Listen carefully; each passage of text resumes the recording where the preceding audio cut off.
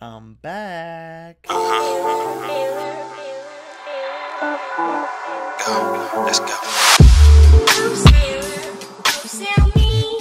Today, I wanted to talk about something a little bit different because I just got back from a really awesome field trip out the southern Oregon coast. And while we were working on that workshop with some of the students there, one topic that came up quite a bit was looking for distractions in your photograph. And so today isn't necessarily about a Lightroom tutorial or a Photoshop tutorial, but something else that you can do inside camera to make better pictures. And that's look for distractions. Look for things in the photograph that you could easily fix while you're out shooting on location.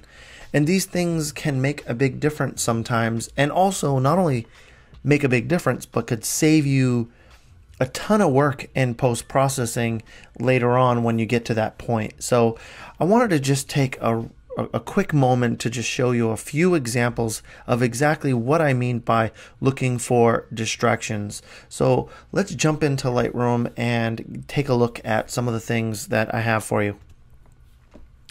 So here's an example right here. We've got this puffin on the side of a mountain.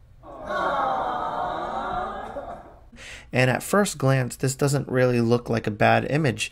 But one of the things that drives me crazy is when you're looking around the edges or checking the edges of a photograph and you have these little peekaboo moments of things that are kind of popping out, becoming distractions. For me, in this particular image, I'm not really crazy about the fact that the sky up here in the upper right hand corner is kind of peeking out. What I wanted was to fill the frame with the bird and with the grass and with the pretty yellow flowers and those kind of things. So all you had to do was to maybe zoom in or take a step left or right, and just by doing that we eliminate that distraction in their upper right hand corner. And already, to me, visually, this looks much better. Now I don't have a bright white corner competing with the white of this puffin bird. So once I've eliminated that distraction, this becomes the photograph then I take into Lightroom or Photoshop and process like we did here. And it doesn't need a lot of work. It's not some award-winning image. It's just a vacation image. It's something that I took on vacation that I thought was really cool. So it doesn't really require a lot of work, but already this looks much better. Let's jump into another image and show you another example. So portrait photography. I see this all the time, and to me this is a little bit of a pet peeve because it's something that I'm constantly looking for in my own portrait work, especially when I'm shooting in a non-studio environment or outdoors, which is what most of us are doing. Even if we're not a pro photographer and we're just taking pictures of our kids or our friends and family, looking for distractions in the background could be a huge thing to make your photographs better. In this particular instance, on this photograph, if you look in the background, you have all the hot spots from the sun peeking through the leaves and creating these little white speckles all around her head. And to me, that's not really a pleasing thing. So what I want to do is try and eliminate this outdoors as much as possible. Then I would take it into Lightroom and take those distractions out. If I just toggle back and forth between the previous and this one, you can see what a great job of taking those distractions out. What a big difference taking those distractions out. Then once you're done, that becomes the image that you process creatively and do whatever you want to it. Let's take a look at another example. Again, portraits outdoors, whether friends, family, what have you, looking for distractions. So in here, right above her head, we have the sun at this time of day creating this, flare in the photograph. And I don't mind the flare creatively. I think is actually pretty cool. But I don't like that big hot spot above her head. So what I could do is crop the photo and then process the photo. And just by cropping the photo and taking out all those hot spots, now my attention is drawn to her face and all the other creative things that are happening in this photograph.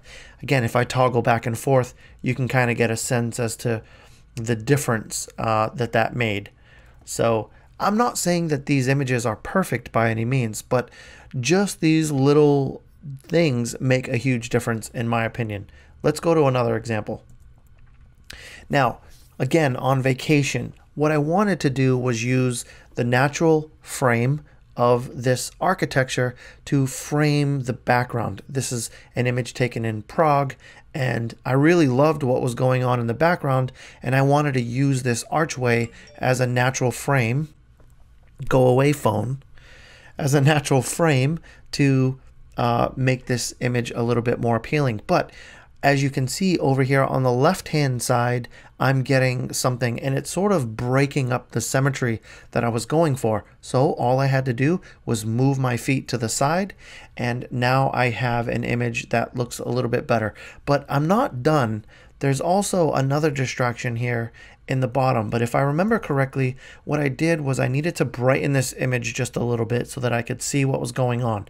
So again, if I toggle before and after of that, so this was before the adjustment, here I brightened the adjustment, and now the distraction to me was this railing at the bottom of the frame.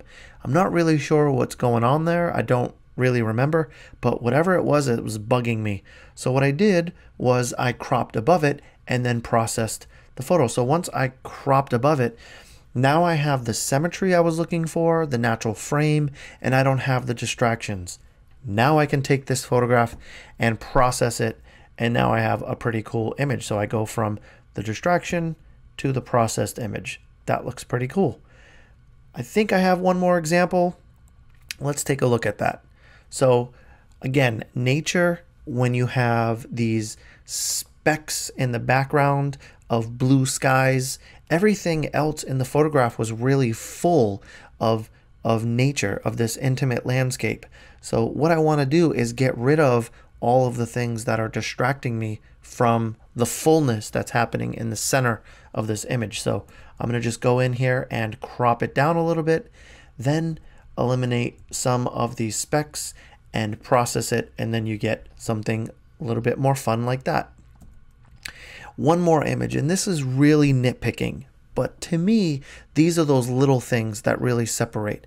If you look all the way over to the right hand side in the background, there's this white pole going up a wall. I don't know if that's artificial or a tree, but whatever it is, it's distracting me, and so I wanted to take it out. So first I just start with a simple little crop. Now that I've eliminated that distraction, I can go ahead and process this photo the way I want to. So taking a moment to check your edges, looking around the edges of a photograph, looking for distractions, and then looking for obvious and sometimes not so obvious distractions, getting rid of those either by moving your feet, zooming in, or in post-processing, cropping or cloning out some of these spots. Then processing the photograph, you end up with some really simple yet stunning, not distracting photographs. Hopefully you found this useful and you'll take this tip and look through some of your images and eliminate these distractions. If you like this video, give it a thumbs up. If you have any questions or want to leave some examples, leave us a comment down below. And as always, thank you so much for watching. We appreciate your support. We'll catch you in the next episode.